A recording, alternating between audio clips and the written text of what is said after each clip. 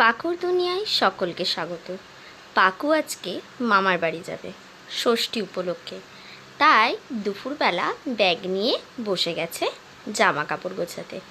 দেখুন, নিজের জামা কাপড় ও নিজেই গোছাবে, তাই মাকে আর হাত দিতে দিচ্ছে না, নিজে নিজে এই সব গোছাচ্ছে।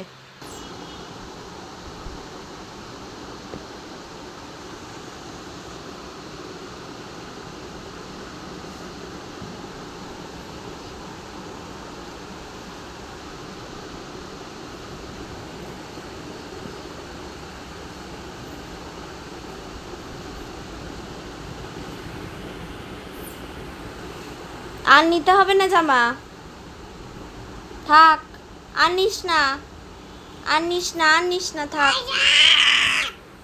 আর নিতে হবে না, আমরা থাকবো না, চলে আসবো তো।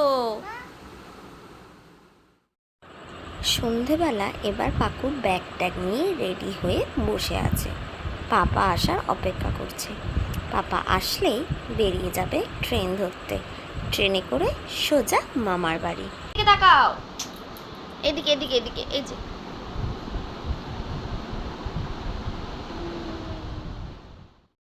এবার স্টেশনে পৌঁছে মায়ের সাথে বসে রয়েছে, ট্রেন আসার অপেক্ষা করছে।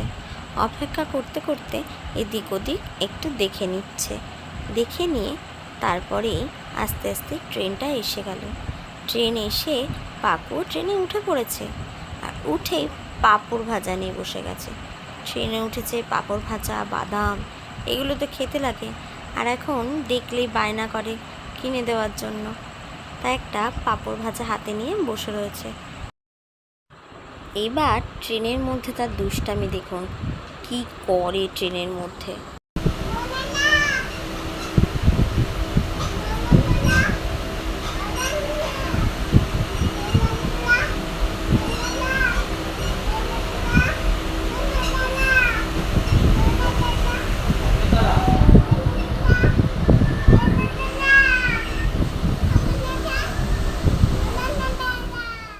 এবার ট্রেন থেকে নেমে টোটোয় উঠে পড়েছে।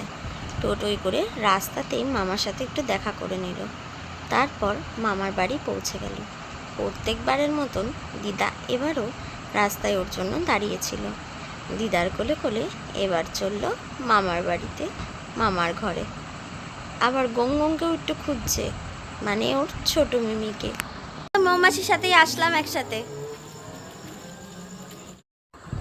এবার ছোট মিমিকে পেয়ে ছোট মিমির কোলে উঠে পড়েছে।